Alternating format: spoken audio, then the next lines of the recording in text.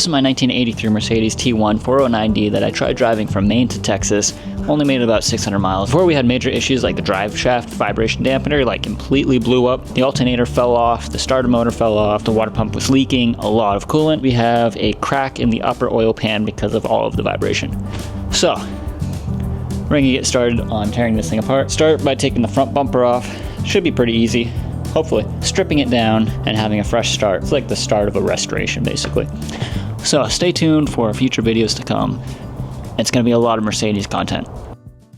This is the engine bay. This is all the room we have to work with. We can pull this front end off. We're going to pull the crank pulley and the water pump to get to the alternator bracket. That broke off somewhere down there. I used a Harbor Freight AccuLink belt to run the water pump without an alternator. Today, let's just rip all this stuff out.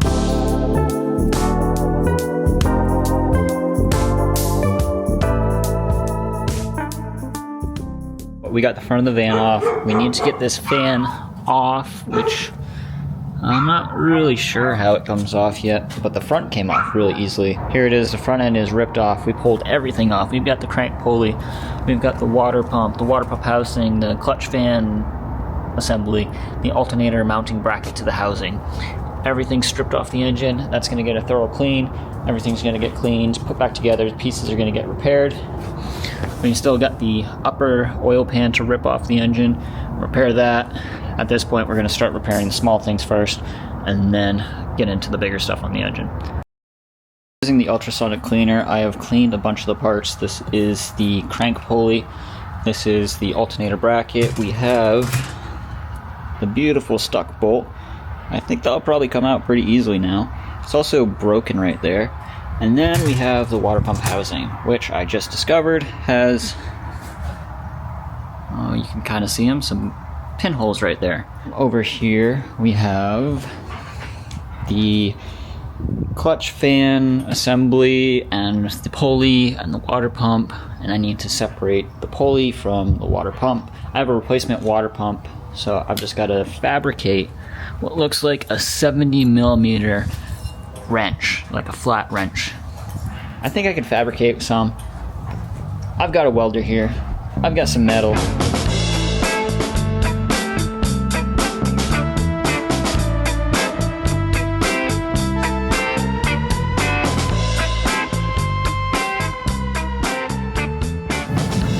$70 mil wrench.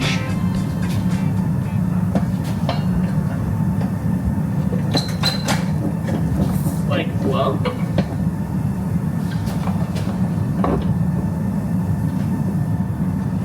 Oh! What? It works! Alright guys, rate my weld. As you can see, it's kind of slotted right there. How to use that wrench, custom made, to disconnect it from the water pump. Water pump's seen better days. This is the water pump housing right there. You can see some tiny little holes. Actually, they're rather large. I'm gonna be frugal. I don't wanna buy a new piece or a new used piece. I like the ends of this. Some of the used ones are all pitted and destroyed. This is in good shape. It's just a little thin right there. We're gonna see if we can save the water pump using Marine JB Weld. I think Marine's gonna be the best for this water environment, the coolant. And I was gonna try to do some brazing soldering with this no weld soldering rod for aluminum, but it's just so thin. I don't know about that. We're just gonna try to do JB Weld. I think that's gonna be stronger. I 3D printed a few things. This is to mimic the size of the water pump propeller, make sure nothing's rubbing or hitting. A little spatula to spread it around, and a little mixing plate for it. I prepped the surface a bit. I used these bits on the Dremel to kind of grind it out, and then I sandblasted it. We've got a really nice texture on here, so I think the JB Weld's gonna grab to that. But we're gonna degrease it with acetone, brake clean, acetone, whatever we need to do just to make that surface real nice, degreased.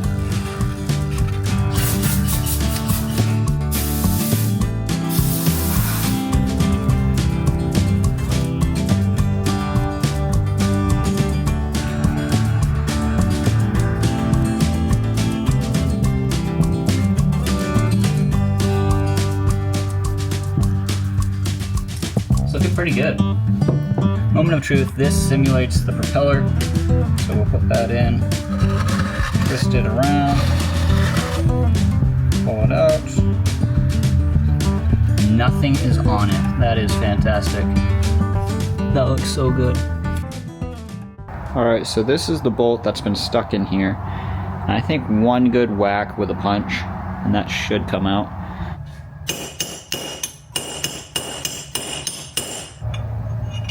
Alright, try on the device. Gee, she's really stuck.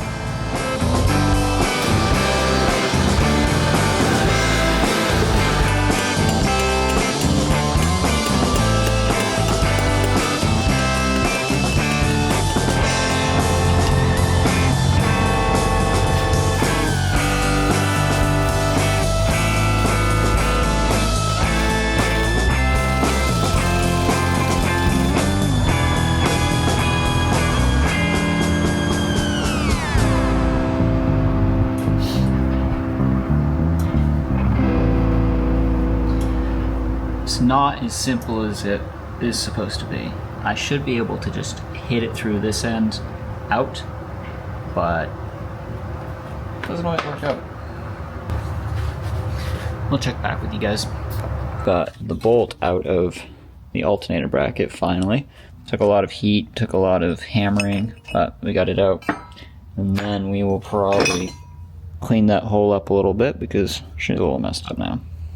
And then we've got to weld a new eye onto there. And this is the alternator bracket. You can see it's kind of pretty deformed right there where it was bending and the bolt broke. I think I'll weld a new little bit on there too. This is my alternator bracket. You could just use a giant washer and lock it in, but I'm gonna fill that in with weld. So using the stick welder, we're just gonna fill in that little void and then we can shape it. Safety first. Gloves will protect your hands from heat and sparks.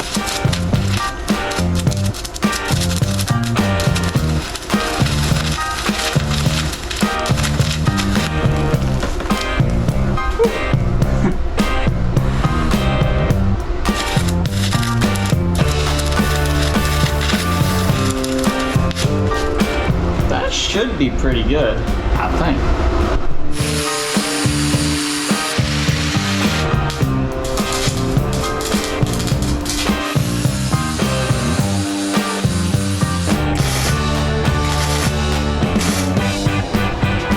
A lot of cleanup work.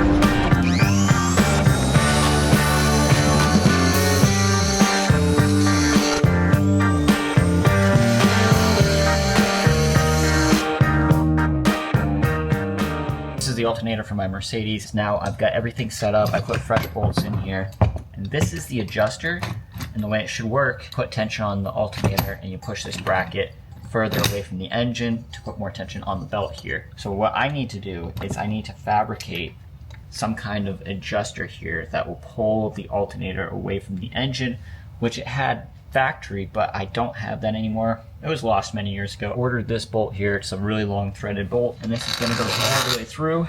And as I turn this, something here called a follower should push against the alternator and add tension to it. 3D printed some pieces. This is ABS. This is just some regular PETG. This was the mock-up. First print worked, so I printed ABS. This is a little more heat resistant. I don't think plastic is a good idea there. I think the way to go is either with nylon or metal. So I'm gonna fabricate one out of metal. I'm just gonna weld something up real fast. I've got this coupling here, and this coupling goes into the back here. Oh, that's a tight fit. It goes into the back there. It should push all the way through, and then the threaded rod goes through here. As you spin the rod, it adds tension to the alternator. You spin it the opposite way, it loosens. This is gonna be a great base. So all I need to do is just basically replicate this shape in metal. Easier said than done. So, let's go.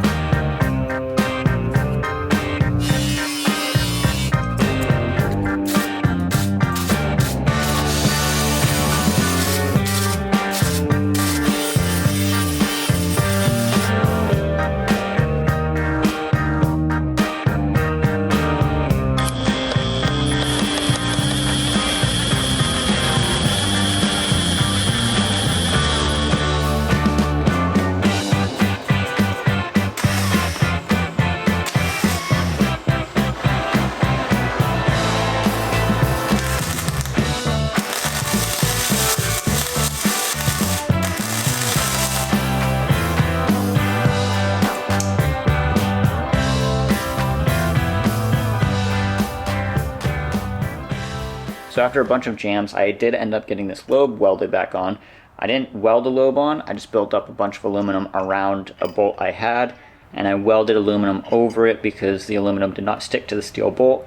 And then I had a big blob of aluminum. I just used a grinder, cut it back, shaped it, and now I have this nice little factory lobe. It's not perfect, but it's doing the trick.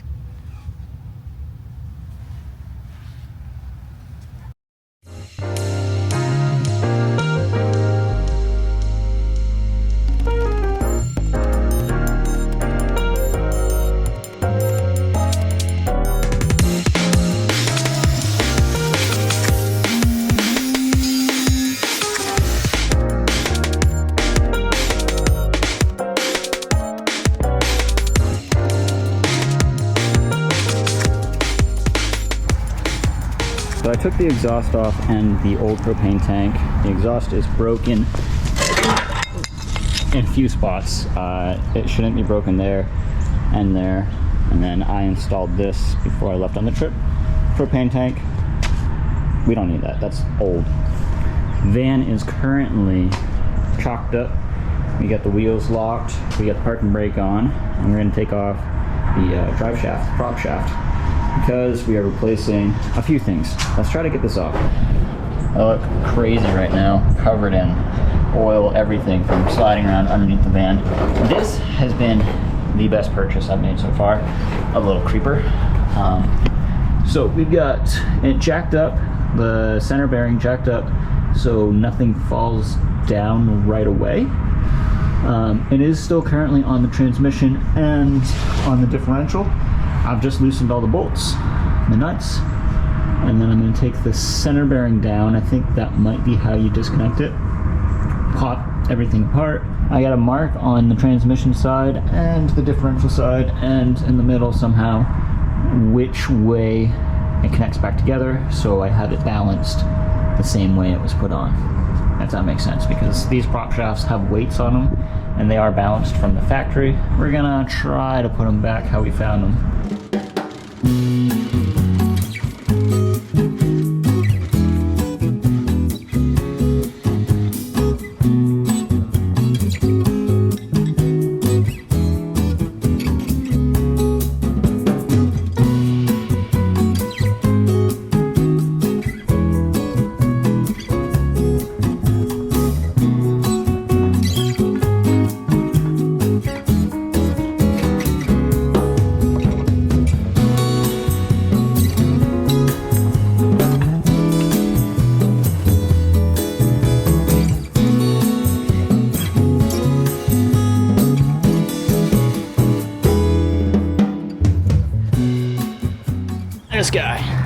This guy ended our road trip. Had to take all of this stuff out, take all of that stuff out, just to fix this and some coolant problems and alternator problems.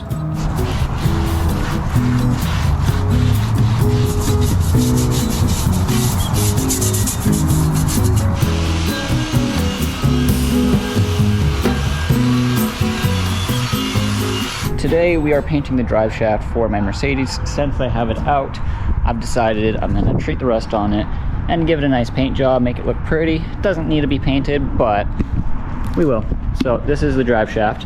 It's actually part of it. We have two of them. I just took the grinding wheel, or the wire wheel, took down the bumps. It was pretty bumpy. Over here we have the differential to the center bearing. So we're going to take the drive shafts. I've already sanded them down with the wire wheel, got them nice and smooth. We're gonna put some rust reformer on them today. So the first thing I want to do is take off the center bearing. This does not need to be replaced, but you can see, actually it should be replaced. I don't know if you can see that, the rubber is pretty bad. I ordered a new one like 2 years ago, so hopefully it fits, everything's right. So let's take this off. We've got a clip right here. We'll see if we can take this off with these pliers. They're not the right type. All right, they'll do the trick. I just want to get a flathead and help get some leverage on that. Pliers you should be using should open when you close them like this, but I have to manually spread these, so we're working with what we've got. Leverage.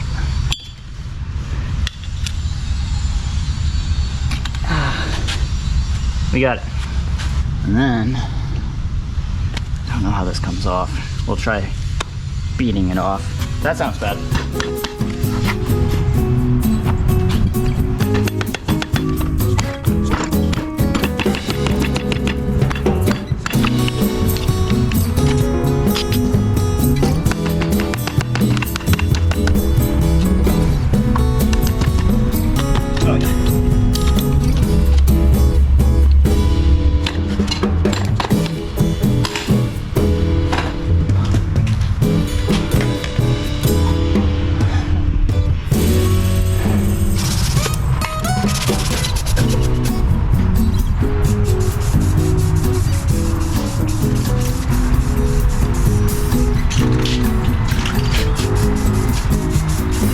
So this is the first stage. This is just Rush Performer, and you have to let this sit 24 hours before the top coat. And then we're putting the top coat on, which is going to be this beautiful color. And this is the final color, nice bright orange.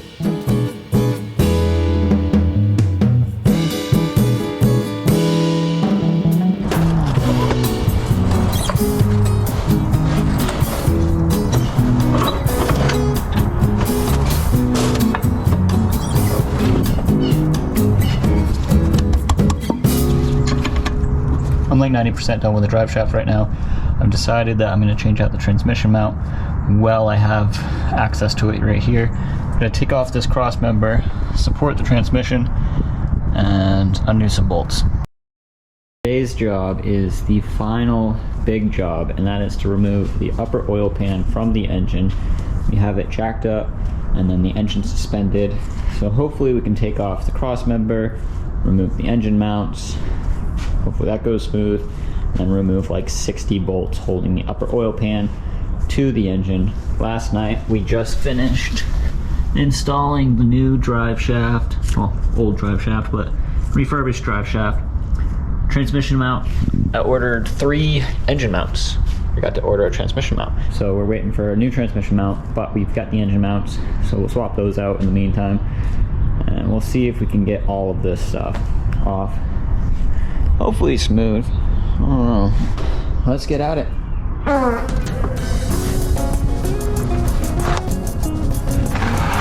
Got a decent amount of oil out of there.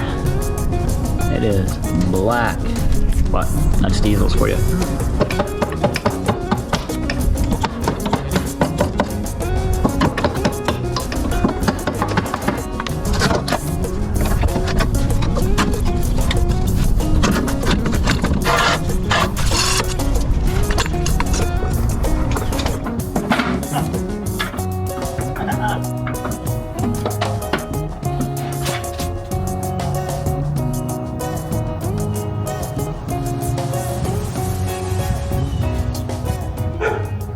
I've got the drain tube off my old oil pan right now. This is the new oil pan. Big issue with this so far is we have a side mounted dipstick tube where mine came out of here. So it has a spot for it. I can drill it and put mine in and then cover that hole up. Not a big deal. Also it has this turbo drain tube. I don't have that on mine. Not a big deal. I'll just cap that. But we're gonna see if we can do a front mounted dipstick or a side mounted dipstick. Ideally, I would like to do a front-mounted one because that's how it came. Dipstick came right there, checked it there. But if it's off on the side, and I can still pull it out, I think I'd do that, just so I don't have to drill any holes. Here's the original dipstick guide tube hole. This is on the front. This is my original pan. The new pan I got, I had it on the side. Didn't work. The tube is shorter, and you know, I probably could have found one, replaced it, and wouldn't have to drill a hole. I'm gonna go modify the other one, and we'll put a hole in that. Put the dipstick in, so we'll have a front mounting dipstick.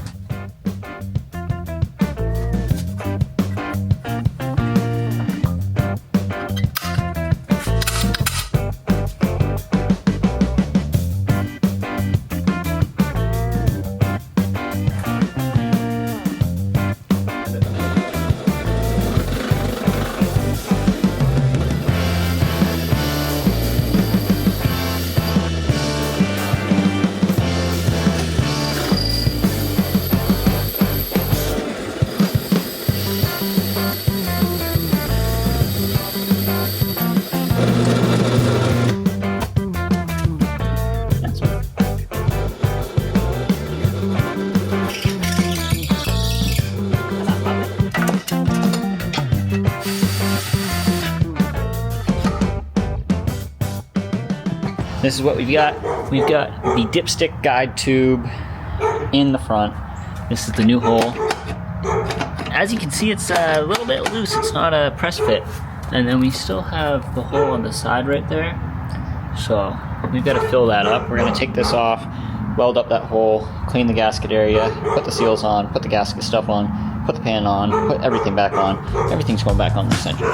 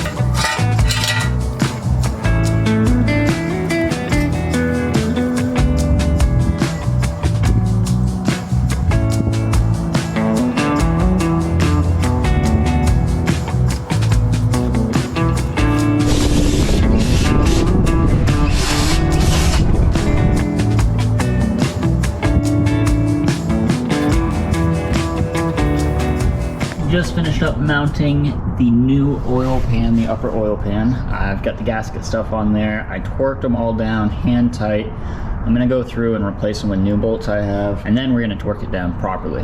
But I think in the meantime, while that's kind of curing a little bit, I'm gonna take the time to start installing some of these accessories. I think I can do all that without stuff getting in the way.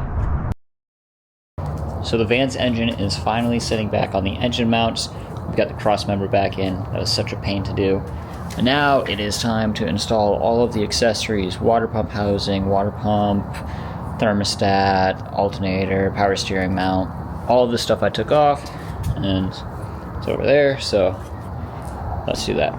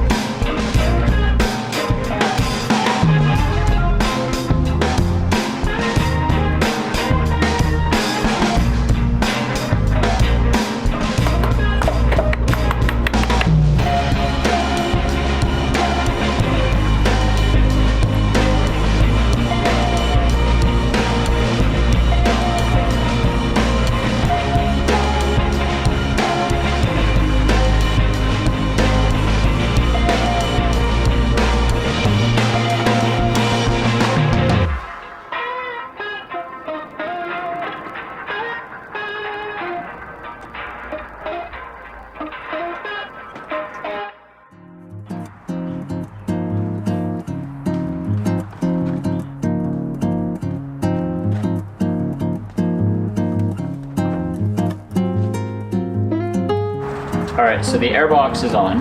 Now all I need to do, put fluid in, 2.5, almost 3 gallons of coolant. I've got G05 coolant, and I think that's what's recommended for these old OM 617 engines. I've already put a new oil filter in earlier today, and you got some Rotella T4. So, oil change, coolant, should be able to fire it up pretty soon.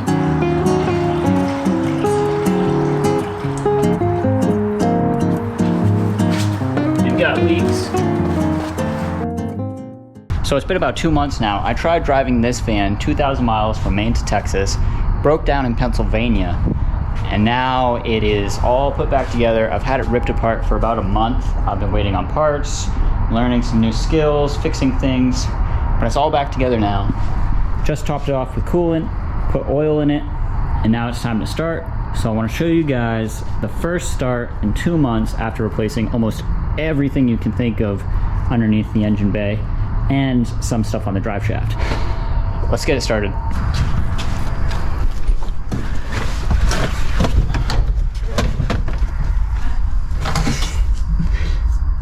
don't know if anything's gonna work.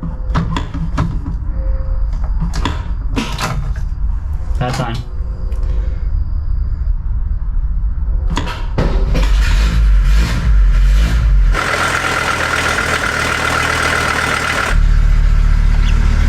The alternator's not working.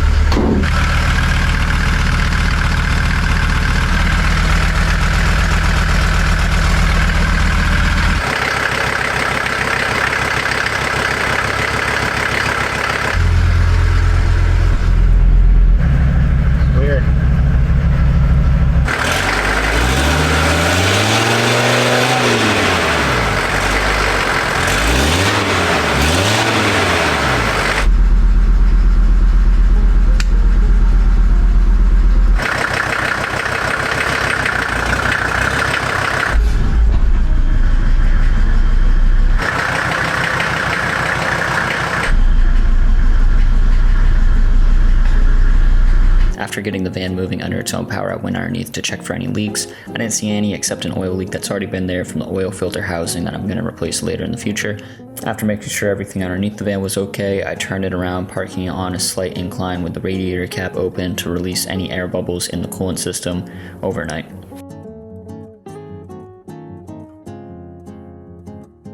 So I ended up buying a bunch of stuff from AliExpress to do my brakes, so all this Chinese brake stuff is going onto this beautiful German van. I'm gonna see how long it lasts. It's just brake lines, not that important, right? So we're gonna redo some of these brake lines in the front because they're starting to rust out on some of the corners and connections. Since I've already rebuilt the calipers, rebuilt the drums, I've done a lot of the brake work, and then I ordered some of these OEM flex lines for the calipers and the rear axle. So we'll throw these on first and then start bending some brake line. Alright, this is what we're working with. Flexible brake line going to this little separator, going to the rear wheels. I've already made this brake line. This was a repair back in, I don't know, like 3 years ago when I was first trying to get this van. And then I did that line. So all I've got to do is just replace this.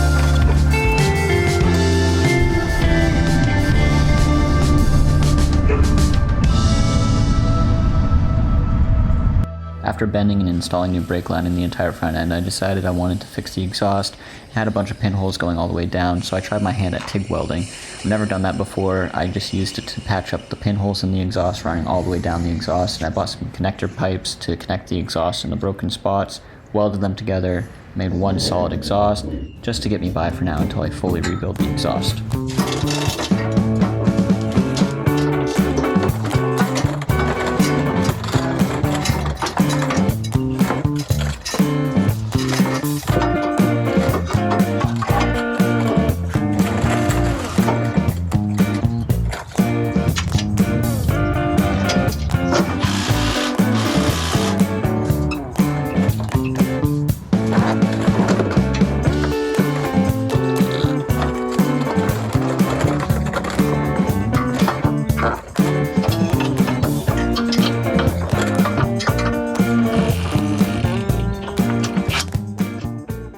I have been noticing there's a little wobble in my water pump pulley right there. We're gonna remove the front end, take some stuff out of the way, try to get the fan off, try to get the pulley off if we can on the engine without removing the radiator. Let's show you the wobble.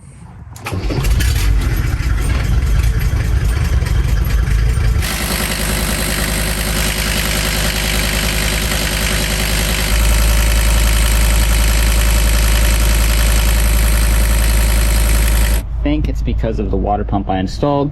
It's already starting to rust over, but we're gonna remove the water pump that I install this new one that just arrived like 20 minutes ago. So we'll pull that off, put that on, put the pulley on, start the engine up, see if it still wobbles as bad as it did.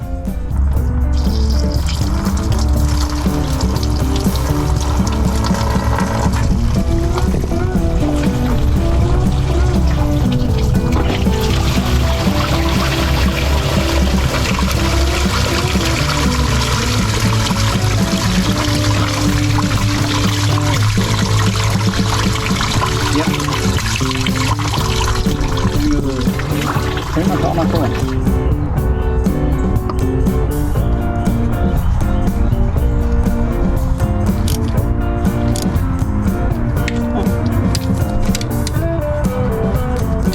Stripped.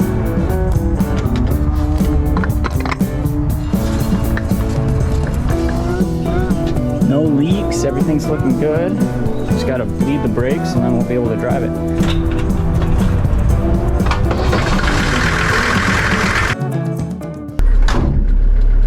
I can't believe I tried driving this from Maine to Texas in the current state it was in.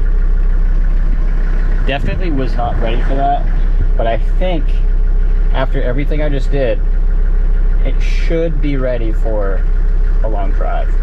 Knock on wood. But I think we locked this thing down. I think it's gonna be pretty reliable now. And we gotta do the build. That'll be fun. First test drive. I don't know.